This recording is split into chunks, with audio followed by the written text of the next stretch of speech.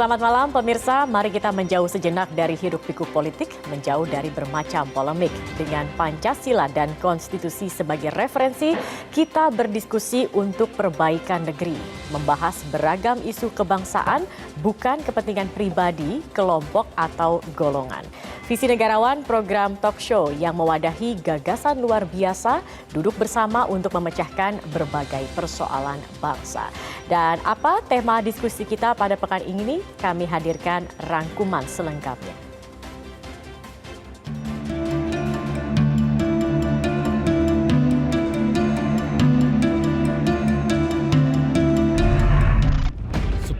November 1945 adalah momen puncak pertempuran di Surabaya. Sejarah mencatat, inilah pertempuran terbesar dan terberat dalam revolusi kemerdekaan Republik Indonesia. Kini, tanggal 10 November, kita peringati sebagai Hari Pahlawan. Menurut Kamus Besar Bahasa Indonesia, patriotisme adalah sikap rela berkorban untuk bangsa dan negara. Sikap itulah yang ditunjukkan arek-arek Surabaya saat melawan pasukan pemenang Perang Dunia Kedua. Tuntutan itu, walaupun kita tahu bahwa kau sekalian akan mengancam kita untuk menggempur kita dengan seluruh kekuatan yang ada. Tetapi inilah jawaban kita.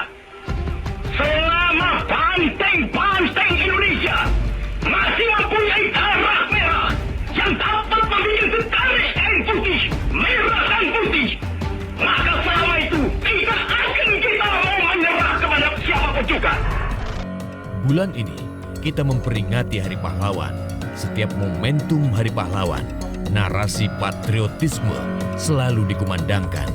Di masa Indonesia merdeka, tentu konteks patriotisme tidak lagi soal mengangkat senjata atau hanya sekedar menggelar upacara. Esensi patriotisme adalah rasa cinta tanah air. Dan kemudian terjadilah pertempuran 10 November dan berhasil mengusir penjajah. Indonesia yang baru lahir 2 bulan itu dapat terselamatkan. Itulah semangat hubbul watan minal iman. Cinta tanah air bagian daripada iman. Patriotisme harus diaktualisasi dalam seluruh aspek kehidupan, baik di ranah privat maupun di ranah publik, termasuk dalam kehidupan politik. Patriotisme menuntut kita rela berkorban untuk bangsa dan negara, mendahulukan kepentingan bangsa dan negara di atas kepentingan kelompok dan keluarga. Patriotisme juga memandu kita untuk berani membela kebenaran dan melawan kemungkaran. Pertanyaannya, apakah semangat patriotisme masih hidup dalam sanubari para elit politik Indonesia? Ambisi itu diperlukan. Setiap individu apabila sudah tidak memiliki keinginan dan ambisi, salah. Tapi ambisi haruslah diperuntukkan untuk pengabdian dan kemuliaan. Pemikir asal Amerika Serikat James Freeman Clark mendalilkan, seorang politisi hanya peduli soal pemilu mendatang, sedangkan seorang negarawan peduli soal generasi mendatang. Sebagian elit politik zaman now tak peduli merusak tatanan bernegara demi kepentingan diri, kelompok, dan keluarganya. Bapak bangsa, Gus Dur, justru mengalah demi menjaga keutuhan bangsa. 300.000 orang, Mas, tanda tangan supaya saya jangan berhenti jadi presiden. Tahu. Tapi saya bilang, daripada bangsa ini pecah dalam pertempuran, darah mengalir ke arah saya, mendingan saya lengser aja deh. Nah itu.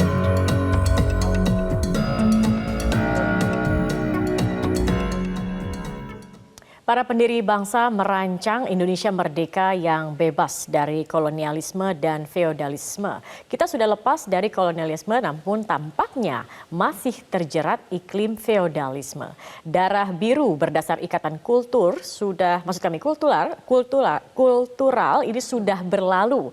Di masa kini privilege politiklah yang menelurkan darah biru. Demokrasi semestinya berlandaskan prinsip kesetaraan yang sepertinya masih sebatas slogan atau mungkin hanya impian. Feodalisme politik menghasilkan praktik kekerabatan di mana prioritas diberikan kepada keluarga dan kelompoknya. Padahal inti patriotisme adalah rela berkorban untuk bangsa dan negara. Patriotisme di pentas demokrasi inilah yang menjadi tema diskusi kita pada malam hari ini. Dan saya akan memperkenalkan narasumber-narasumber luar biasa kita pada malam hari ini. Sudah ada Profesor Dr. Siti Zuhro, Profesor Riset Brin. Selamat malam, Ibu Zuhro. Kemudian juga sudah ada Pak Sukidi PhD, pemikir kebinekaan. Selamat malam Pak Sukidi. Malam Mbak Segi. Dan juga sudah ada Sudirman Said, Ketua Institut Harkat Negeri. Selamat malam Pak Sudirman. Kita akan membahas dengan tema patriotisme di pentas demokrasi, tetapi kita akan ikuti dulu jeda pariwara berikut ini pemirsa, tetap bersama kami di Visi Negarawan.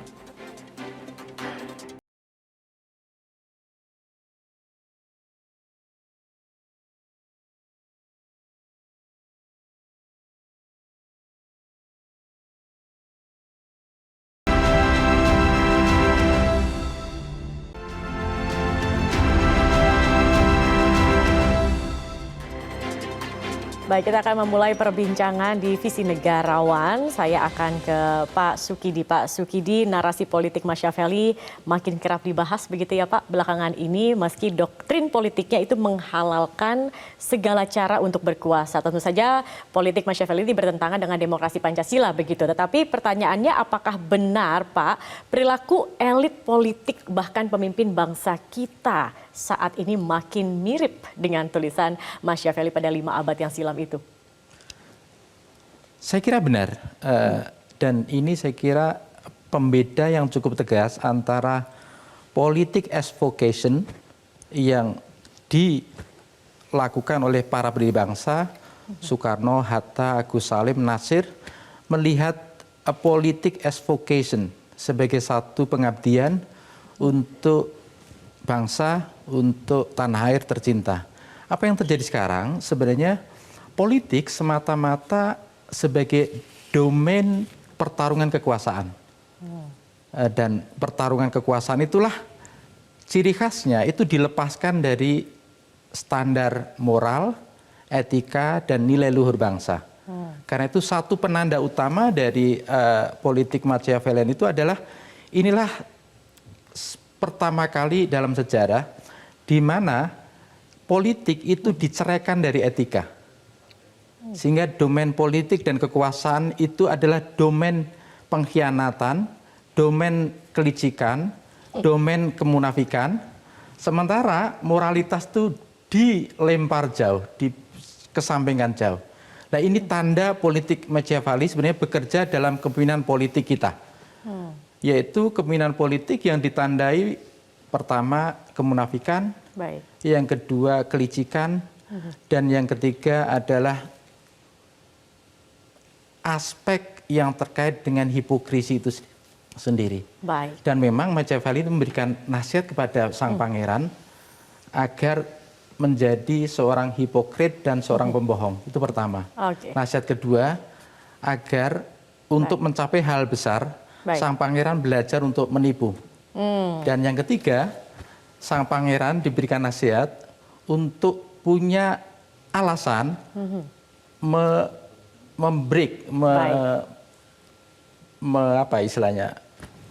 melanggar janji-janjinya.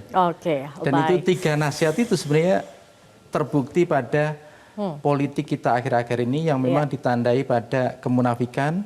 Ini tentu saja menimbulkan rasa keprihatinan juga ya kalau melihat keadaan itu terjadi di masa saat ini. Saya ingin ke Bu Zuhro, pada pekan ini kita melihat ada momen yang bisa dikatakan spesial begitu ya. Presiden makan siang dengan 3 baca pres, kemudian juga Presiden mengumpulkan 197 penjabat kepala daerah di tengah isu netralitas. Apakah dua peristiwa ini bisa dikatakan cukup memberi confidence di tengah isu netralitas ini? Iya. Tadi contohnya Mas Mukidi luar biasa. Apa yang diargumentasikan itu semuanya berkaitan dengan hal yang sifatnya ciri-ciri atau sifat-sifat yang buruk, ya, negatif gitu. Kalaupun kita cenderung ke sana, yang negatif tadi itu, ini benar adanya kalau kita lupa pada Pancasila kita. Tadi belum sampai pelajarannya ke Pancasila, masih ke ajaran Machiavellian. Saya ilmuwan politik, sarjana ilmu politik ya. Jadi tentu politik itu tidak mengajarkan ansih seperti itu.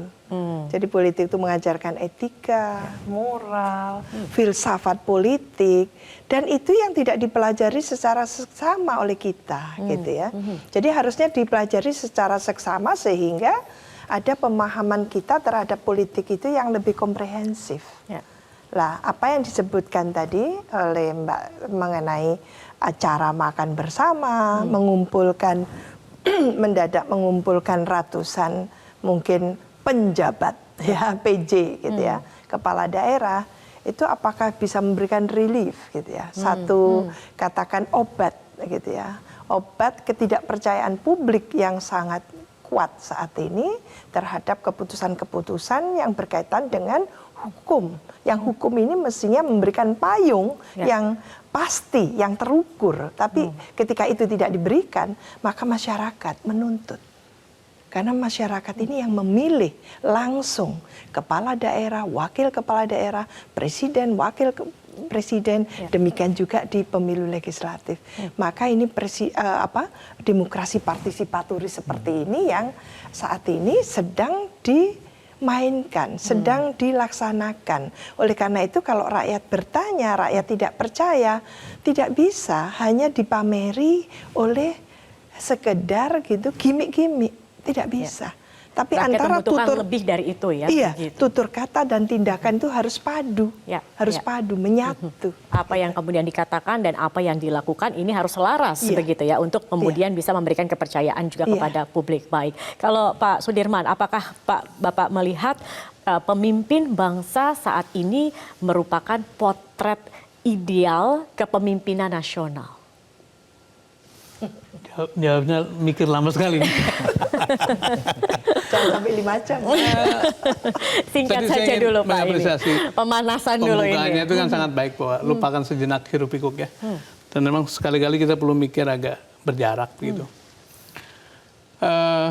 Tadi Pak Prof. Sukidi menyampaikan dua paradoks gitu ya. Satu politik, satu lagi hal-hal yang buruk. Sekarang sering muncul pertanyaan, misalnya saya ini lagi belajar berpolitik lah. Sejak nyalon gubernur segala macam kan. Pertanyaannya pada saya itu, lu benar mau masuk politik? Lu kan orang baik gitu kan. Memang kalau di politik tidak orang baik Pak. Ini sesuatu yang menjadi satu pemahaman umum bahwa seolah-olah ada dua kolam. Yang satu kolam politisi, yang satu kolam kebaikan gitu. Dan politik tadi diuraikan oleh Prof. Sukidi identik dengan kemunafikan, dengan kebohongan, dengan melanggar aturan segala macam. Saya ingin merespon dengan satu foto yang sangat indah. Ada Bung Karno, ada Muhatta, ada Syahrir, ada Agus Salim. Satu frame gitu ya. Yang itu membayangkan pada waktu itu adalah mereka politisi, mereka negarawan, mereka pemikir, mereka penulis, mereka teladan gitu. Sekarang ini, kalau dijajarin para politisi itu tidak ada semua tuh. Bukan pemikir, bukan negarawan, bukan teladan gitu. Jadi kalau ditanya apakah gambar sekarang itu menunjukkan keteladanan, saya kira harus kita katakan sayangnya tidak gitu ya. Misalnya yang tertinggi yang sekarang sedang dibicarakan itu kan judulnya patriotisme. Patriotisme itu diterjemahkan sederhana sebagai kerelaan berkorban kepentingan dirinya untuk kepentingan publik. Yang sedang terjadi pertunjukan habis-habisan adalah menggunakan kewenangan publik untuk kepentingan pribadi gitu. Jadi suatu kebalikan yang luar biasa yang menurut saya memang wajib hukumnya untuk kita pikirkan bagaimana mengembalikan ini semua gitu. Baik sekali. Kita akan lanjutkan, tetapi kita akan lihat dulu ini Bapak-Bapak dan juga Ibu, jajak pendapat sederhana yang kami lakukan dengan pertanyaan apakah penguasa memanipulasi hukum untuk legitimasi manuver politiknya. Kita lihat hasilnya, 72% responden menilai penguasa memanipulasi hukum untuk legitimasi manuver politiknya. Nah, ini Ibu Zuhro beberapa waktu lalu juga kepada media sempat menyatakan, Bu, jujur dan adil menjadi menjadi kunci pemilu damai karena ketidakpercayaan publik dapat memicu kekecewaan kolektif yang dapat memicu kekacauan, begitu ya Bu ya. Bagaimana kemudian isu legitimasi di tengah dinamika tata negara di MK ini, Bu? Iya, jadi memang kita kan harus mengendalikan, jangan sampai terjadi keresahan kolektif tadi itu. Keresahan kolektif ini akan bahaya bagi Indonesia yang ingin bangkit secara ekonomi saat ini.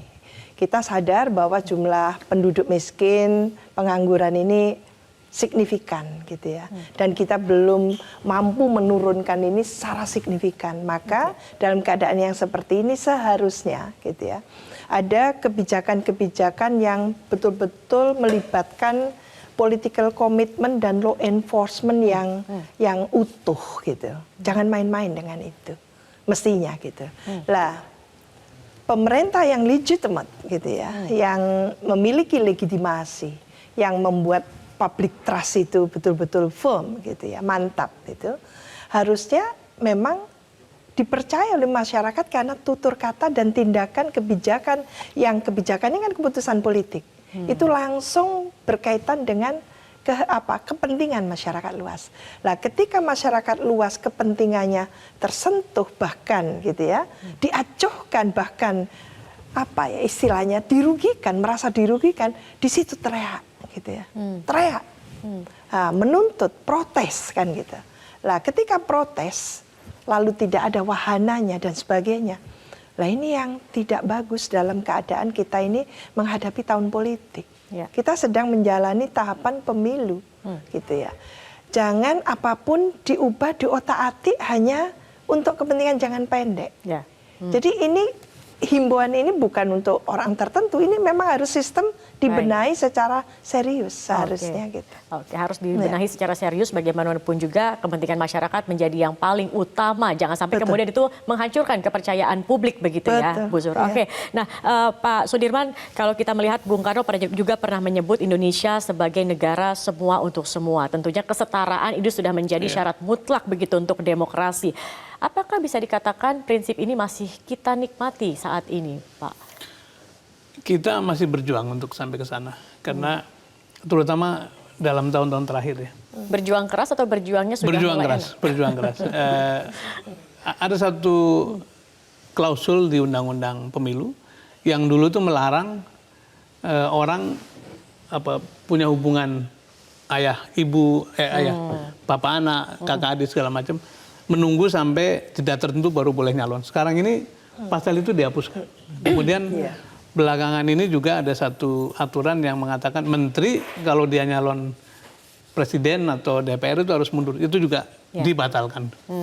Jadi kalau tadi ada satu polling mengatakan bahwa apakah hukum digunakan untuk melegitimasi kepentingan, saya kira gejalanya sangat menonjol dan mengakibatkan yang berkuasa seperti punya keleluasan lebih daripada yang orang kebanyakan. Ya. Dan wujudnya sekarang nyata di mana-mana gitu ya.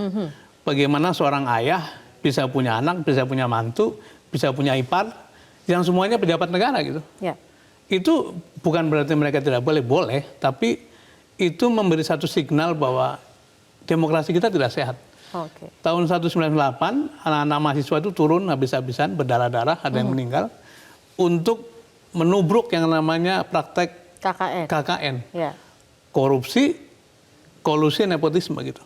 Tetapi hari ini pimpinan tertinggi negara menunjukkan praktek itu dengan telanjang gitu. Jadi perjuangannya seperti sia-sia ya? Makin berat menurut saya sih.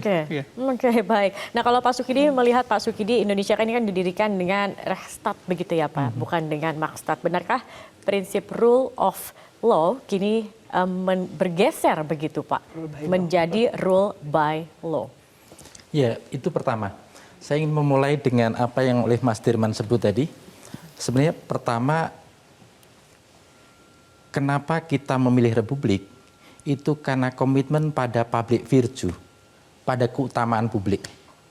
Nah, yang terjadi sekarang, komitmen pada keutamaan publik itu hilang dan bahkan tidak berlaku di republik ini. Yang terjadi itu adalah self-interest dominan ketimbang public virtue, public interest. Itu pertama. Jadi ini pengkhianatan terhadap republik yang didirikan oleh para pendiri bangsa. Ketika mereka memilih republik, maka komitmen utama adalah public interest, public good, public virtue. Dengan mengesampingkan kepentingan diri sendiri, keluarga, dan seterusnya. Itu yang pertama. Yang kedua, ketika Bung Karno berpidato pada 1 Juni 1945, saudara-saudara, kita hendak mendirikan negara Indonesia merdeka, satu untuk semua, semua untuk semua, bukan untuk satu orang, bukan untuk satu golongan, bukan untuk golongan kaya, bukan untuk golongan bangsawan, tapi satu untuk semua.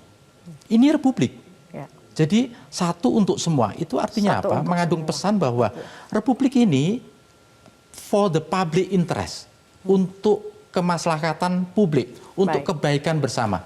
Yang terjadi sekarang, republik ini dirobek-robek untuk melayani kepentingan satu keluarga, satu orang, satu golongan. Nah, ini paradoks. Terjadi pergeseran yang cukup besar dari republik untuk semuanya menjadi republik yang melayani untuk nepotisme kekuasaan. Itu kedua. Ketiga, yang tak kalah pentingnya adalah pada aspek persis virtue ini. Virtue ini tidak dijiwai oleh para pemimpin, sehingga mereka mempraktekkan politik dan kekuasaan semata-mata sebagai domain kelicikan dan domain pengkhianatan dan bahkan kemunafikan. Yang terjadi sekarang adalah apa yang oleh Machiavelli sebut sebagai the politics of deception, politik tipu muslihat. Di panggung mereka berbicara indah, tapi di balik layar mereka melakukan satu pekerjaan yang jahat sekali. Dan inilah hipokrisi yang sebenarnya sudah diantisipasi oleh pidato Muchtar Lubez itu sendiri. Hipokrisi ini bukan hanya berlaku pada tingkat elit, tapi akhirnya merambah ke luas sekali. Dan bahkan hipokrisi ini diinstitusionalisasikan dalam penyelenggara negara. Praktek-praktek korupsi, kolusi, dan nepotisme itu merefleksikan satu hal, bahwa republik ini sudah dilumuri begitu banyak kejahatan, mengabaikan apa yang oleh pendiri bangsa sebut sebagai public virtue.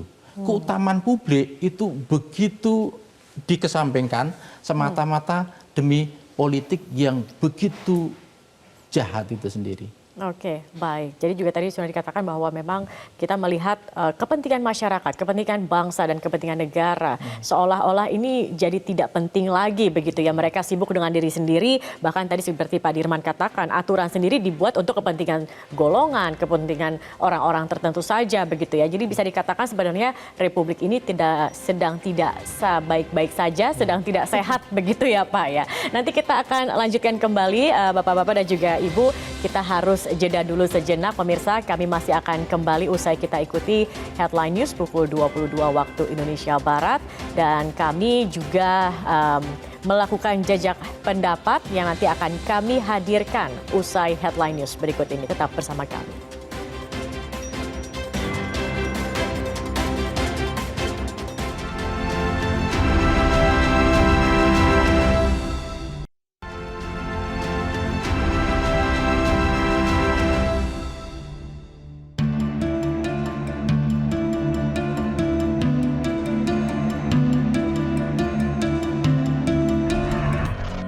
Bangsa Indonesia saat ini menghadapi pragmatisme politik, bukan patriotisme politik.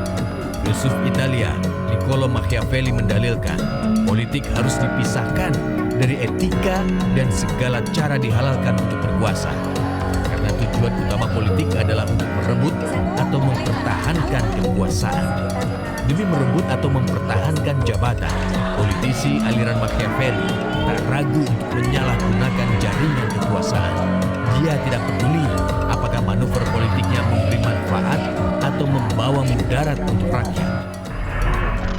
Pakar hukum tata negara Profesor Mahfud MD menulis dalam disertasinya 30 tahun silam, Mahfud mendalilkan pemerintahan otoriter dapat menghasilkan hukum ortodoks dan elitis. Hukum seperti itu menjadi instrumen untuk mencapai kehendak penguasa. Sebagai solusi, Mahfud merekomendasikan pembentukan Mahkamah Konstitusi. Sungguh suatu ironi bila kini Mahkamah Konstitusi dituding mewakili kelompok tirani. di era Soeharto, era rezim Orde Baru atau Orde Lama pun, itu tidak ada kekuatan yang terpusat di tangan-tangan tertentu. Kita lihat misalnya, masih ada pembagian berdasarkan yang paling kuno teorinya trias politika. Tapi sekarang Bapak Ibu sekalian, sistem ketatanegaraan dan sistem bernegara Indonesia, coba bayangkan. Dia mempunyai partai politik, dia mempunyai tangan-tangan di bidang legislatif, dia mempunyai tangan-tangan di bidang eksekutif, sekaligus juga dia mempunyai tangan-tangan di bidang yudikatif. Rela berkorban untuk kepentingan bangsa dan negara, sikap itu ditampilkan para pendiri bangsa saat merumuskan dasar negara dan konstitusi untuk mencapai titik temu antara kelompok nasionalis dan religius. Para tokoh Islam saat itu rela mengubah rumusan awal Pancasila yang populer dengan istilah Piagam Jakarta. Apakah patriotisme hidup di dalam hati sanubari para elit politik kita sekian puluh tahun setelah kita merdeka? Manuver politik para elit jelas tidak membawa manfaat untuk rakyat yang masih menagih janji kemerdekaan, kesejahteraan, dan keadilan sosial. Kerja-kerja politik ditujukan untuk ambisi kekuasaan, bukan untuk membuka berbagai sumbatan yang menghambat pembangunan. Kondisi yang tidak fair menuju pada adanya berbagai ketentuan yang membuat pihak-pihak tertentu tetap tidak bisa terlibat dalam kompetisi demokrasi. Tentu yang dimaksud ketentuan di sini adalah ketentuan yang menyalahi prinsip demokrasi itu sendiri. Namun yang demikian ini adalah relatif adanya. Sebab adanya ketentuan dalam sebuah kompetisi adalah lumrah adanya. Oleh karena itu, yang bisa dilakukan adalah mencoba mensiasatinya agar kondisi yang dirasa kurang fair ini bisa digeser sedekat mungkin ke kondisi yang lebih fair. Baik, pemirsa, kami akan melanjutkan perbincangan dalam tema malam ini, patriotisme di pentas demokrasi. Tapi sebelumnya kami akan menunjukkan dulu jejak pendapat sederhana yang kami lakukan di media sosial dengan pertanyaan, Anda percaya komitmen netralitas penyelenggara negara dalam pemilu serentak 2024? Hasilnya 57% responden mengaku pesimis dengan komitmen netralitas penyelenggara negara dalam pemilu serentak 2024. Nah, Pak Sudirman, yang menjadi pertanyaan juga ini apa kemudian yang dapat dilakukan oleh masyarakat, oleh rakyat begitu ya. Karena kalau kita mengutip apa yang dikatakan oleh Hakim MK Arief Hidayat yang menyebut ada pemusatan kekuasaan begitu. Apa yang bisa dilakukan oleh rakyat? Pada waktu Pak Prabowo mau bergabung dengan pemerintah Pak Joko Widodo, saya termasuk, walaupun saya bukan kader Gerindra ya, saya termasuk yang mengatakan bahwa sebaiknya Gerindra dan partai yang kalah itu tetap stay. Karena demokrasi memang membutuhkan perimbangan. Jadi yang menang itu diberi kesempatan pemerintah, yang kalah di luar untuk menjadi penyeimbang. Nah, akibat dari bergabungnya yang kalah ini ke dalam pemerintahan, maka memang ototnya pemerintah menjadi berlebihan gitu. Bukan kuat tapi berlebihan. Kalau berlebihan kan nggak baik kan gitu. Bahkan belakangan semua dikonsolidasi. Sehingga yang menjadi penyeimbang itu tinggal dua partai, namanya Partai Demokrat dan Partai Keadilan Sejahtera. Itu dari segi perimbangan, tapi juga instrumen kontrol seperti KPK dilemahkan, media sekarang mengalami pelemahan juga, tokoh-tokoh kritis dikriminalkan. Ini adalah bagian dari pelemahan kontrol sistem yang mengakibatkan memang tampak seperti terjadi pemusatan kekuasaan dan diakui sendiri oleh sejumlah pakar maupun sejumlah pendukung-pendukung Pak Joko Widodo. Ini ibaratnya sedang menjalankan mobil itu, speedometernya dirusak, alat kontrol tangki bensin dirusak, remnya dirusak, spionnya dirusak. Jadi kecepatan tinggi tapi alat kontrolnya tidak memadai. Berarti tidak ada celah dari rakyat. Ini sangat berbahaya kondisi ini. Karena itu kalau ditanya apa yang mesti dilakukan, kedaulatan mesti kembali ke rakyat, dan inilah kesempatannya pemilu 5 tahun sekali mengoreksi keadaan. Karena itu kita gunakan pemilu 2024 untuk kembali mengembalikan kedaulatan di tangan rakyat dan biarkan mereka memilih yang terbaik. Mudah-mudahan pemimpin berikutnya itu kemudian mengembalikan hal yang selama ini di luar kontrol. Jadi itu harapan kita terhadap proses siklus pemilu 5 tahun sekali. Oke, jadi pemilu inilah sebenarnya menjadi wadah Betul. yang makanya baik kalau untuk kemudian ya? ada usaha untuk memperpanjang itu sebetulnya memang menyalahi asas dari demokrasi itu sendiri. Itu yang harus kita. Baik, karena demokrasi sendiri kan tujuannya adalah untuk mencapai kesejahteraan juga. Betul. Begitu ya Pak Sukidi. Apakah fungsi demokrasi ini kalau kita melihat tercermin dalam dinamika politik nasional saat ini? Saya tidak melihat ya bahwa demokrasi di Indonesia itu berbanding lurus dengan kesejahteraan. Coba camkan baik-baik impian demokrasi yang dipidatokan oleh Bung Karno pada 1 Juni. 1, demokrasi politik, yang kedua demokrasi ekonomi. Harapannya agar keduanya ini bisa bergandengan tangan, berjalan beriringan, agar kita menjadi negara demokratis tapi juga ekonomi yang cukup sejahtera. Dan yang dibayangkan Bung Karno waktu itu bahwa rakyat itu sejahtera secara bersama. Inilah co-prosperity. Tapi setelah 78 tahun kita merdeka, kesejahteraan itu tidak merata. Ketimpangan begitu naik sehingga menandakan bahwa kesejahteraan pertama tidak merata. Mayoritas rakyat kita rentan hidup miskin dan 25 juta lebih hidup dalam kemiskinan. Sementara hanya segelintir orang yang menguasai ekonomi Indonesia. Ini efek buruk dari bagaimana ketimpangan itu benar-benar membunuh kemanusiaan. Karena apa? Karena mereka yang miskin, mereka yang kelas menengah ke bawah itu tidak akan memperoleh satu kesempatan untuk naik kelas secara drastis. Lambat sekali. Dan kalau ini tidak ada perubahan radikal dalam bentuk kebijakan negara, saya membayangkan bahwa negara ini akan terus mengalami ketimpangan yang naik. Ketimpangan yang naik itu tidak buruk dari segi apapun, tidak baik dari segi apapun.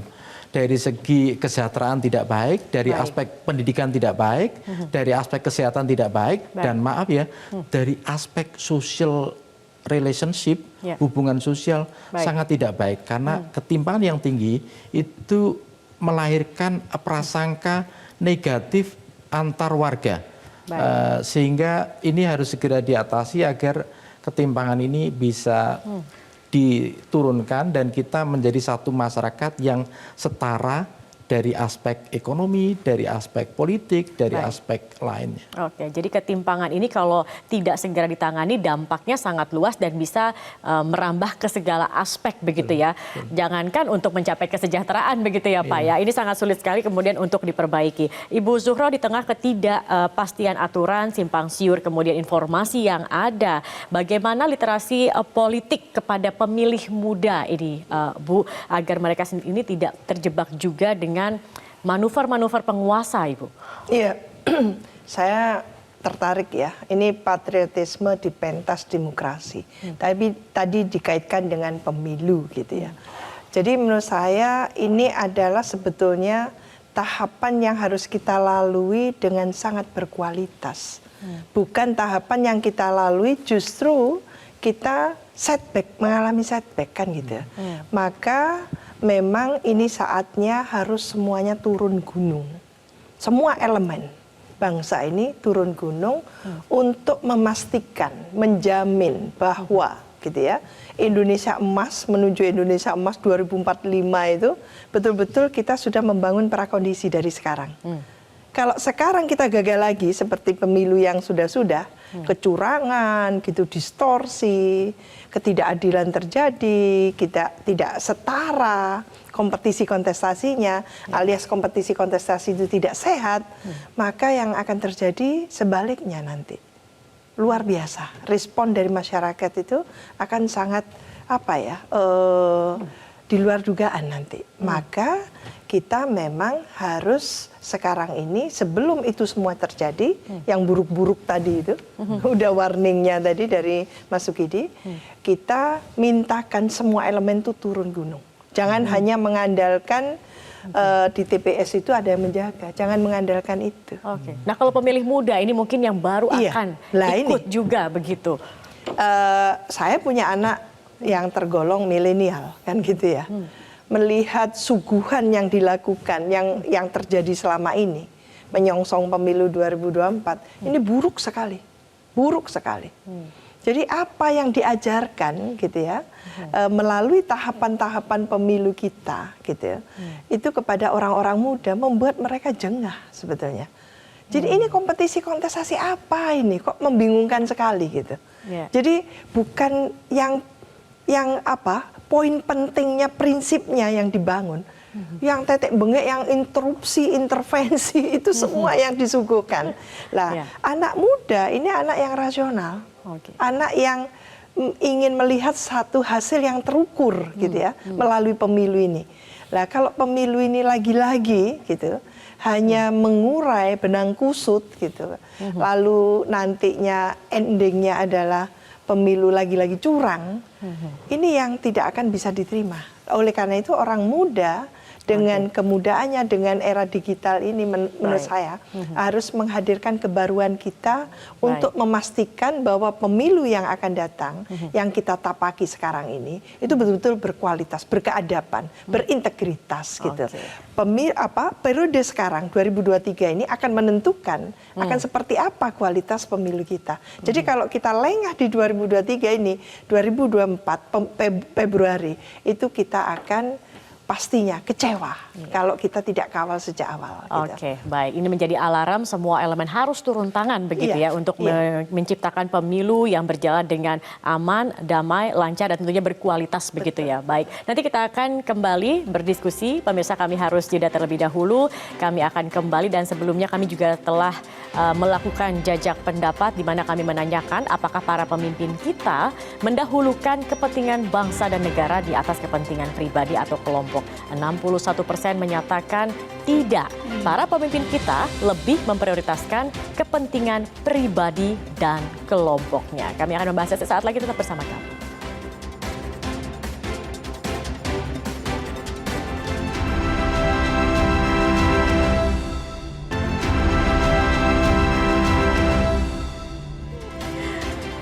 Baik, pemirsa, kita sudah di penghujung acara dalam Visi Negarawan. Tadi kita sudah banyak berdiskusi mengenai sikap patriotisme yang seharusnya mengutamakan kepentingan bangsa dan negara. Tampaknya saat ini kita melihat sudah menjauh begitu ya dari semangat para pendiri bangsa juga yang menginginkan semua itu adalah untuk rakyat begitu. Etika moral tadi disampaikan juga sudah dikesampingkan. Nah, saat ini bagaimana kemudian membangun kembali begitu Pak Sudirman semangat patriotisme ini sendiri? Tadi banyak dikatakan mungkin bisa dimulai dari memilih di pemilu 2024 begitu Pak. Tetapi apalagi kemudian yang bisa dilakukan untuk menumbuhkan kembali semangat patriotisme di pentas demokrasi ini?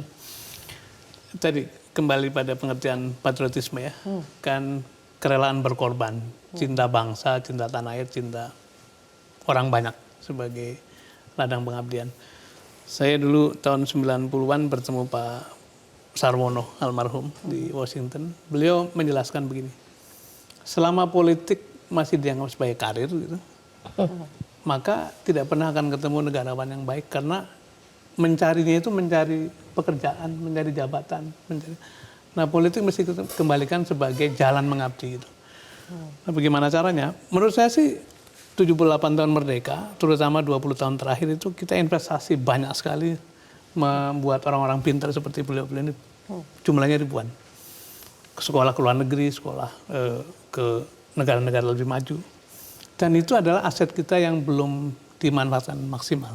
Mengapa? Karena beberapa tahun belakangan ini, saya pernah ketemu dengan seorang tokoh sangat senior. Ketika terjadi keluar masuk kabinet yang nggak karu-karuan itu, tidak punya pola, beliau mengatakan, "Man, ini waktunya orang pintar dan baik istirahat." Saking prihatinnya keadaan. Ironis. Ini memang harus kita kembalikan. Jadi orang-orang pinter, orang-orang baik tadi harus dikembalikan pada mainstream.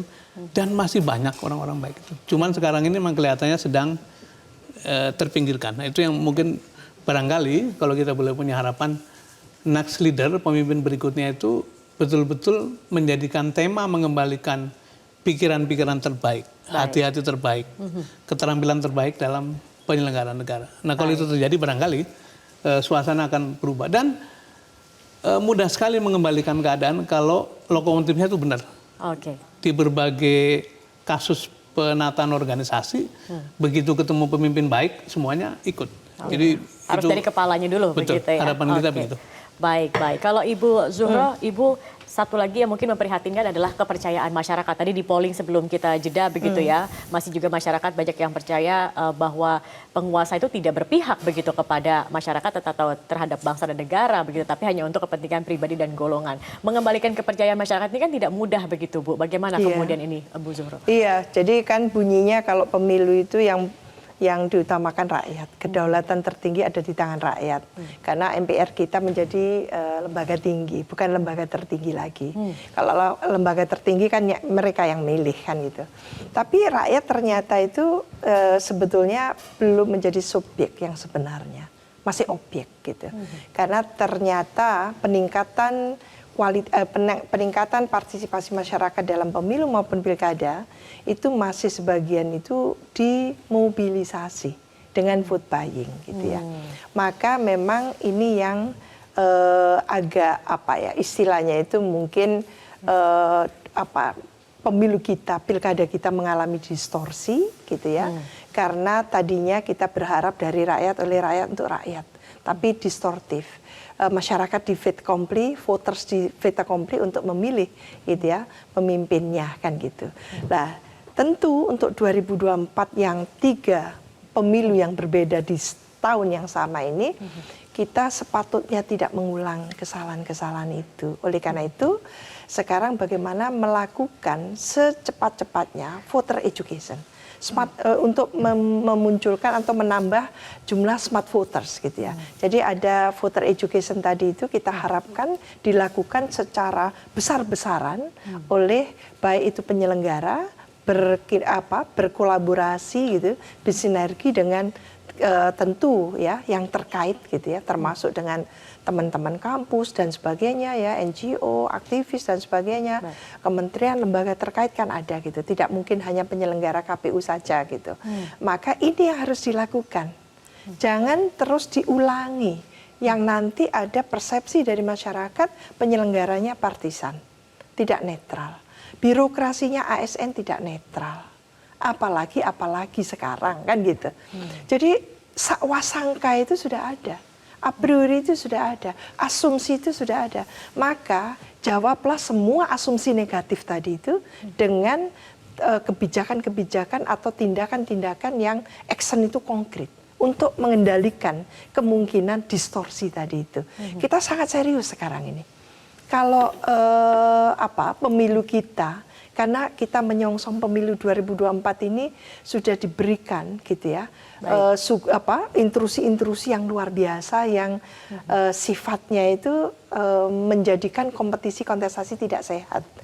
Seolah-olah semua yang nanti pemilu itu sudah bisa diprediksi yang menang itu siapa. Itu memalukan secara internasional kalau bisa diprediksi seperti itu. Maka memang mau tidak mau ke depan kita harus turun gunung semuanya untuk menghalau gitu ya. Jangan sampai pemilu ini curang. Pemilu ini tidak benar sehingga menghasilkan pemimpin yang tidak benar. Jadi kita harus all out dan semua harus turun gunung saat ini. Pak Sukidi mungkin ingin menambahkan, kita bisa dikatakan darurat begitu ya Pak ya dalam kondisi demokrasi saat ini begitu. Tadi ada beberapa mungkin yang sudah disampaikan dari Ibu Zuhro, mungkin ada yang bisa ditambahkan juga untuk mengatasi begitu Pak situasi agar kita bisa kembali ke demokrasi yang sesungguhnya. Saya kira kita perlu mengembalikan spirit republik itu sendiri. Spirit republik yang memberikan satu penekanan pada public virtue and morality. Jadi keutamaan publik ini harus menjadi pegangan bersama. Karena apa? Karena kita sebagai bangsa mengalami satu kebangkrutan moral. Dan kebangkrutan moral inilah yang menyebabkan peradaban Romawi jatuh. Edward Gibbon mengatakan secara tegas bahwa akar utama di balik jatuhnya masyarakat Romawi adalah the loss of public virtue, kehilangan keutamaan publik. Nah, kita belum menjadi satu peradaban besar, itu moralitasnya bangkrut. Kemanapun Anda lihat, entah itu ke MK, entah itu ke Senayan, entah itu ke pemerintahan, korupsi, ketidakjujuran, pengkhianatan, kelicikan, itu menjadi pemandangan sehari-hari yang menghiasi semua berita di media. Nah, kita ini didesain sebagai negara ketuhanan, tetapi ternyata setelah 78 tahun kita menjadi negara yang korup. Korupsi tinggi sekali, kolusi dan nepotisme sekarang sedang puncak-puncaknya. Karena itu sebenarnya kita berada di simpang jalan. Dan karena itu kita harus secara kolektif untuk segera kembali ke jalan yang benar, menempatkan Republik sebagai spirit utama untuk menegakkan keutamaan publik.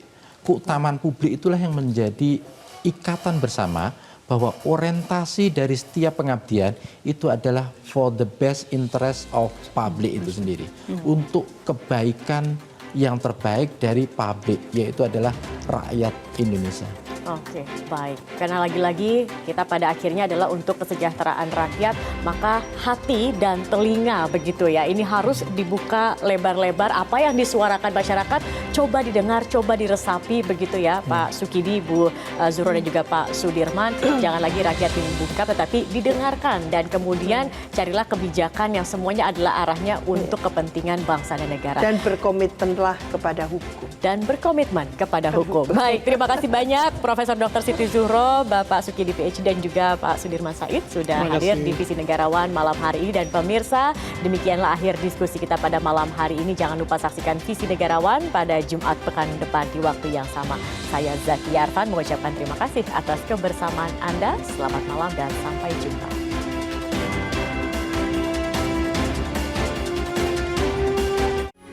Metro TV. Jelajahi cara baru mendapatkan informasi. Download Metro TV Extend sekarang.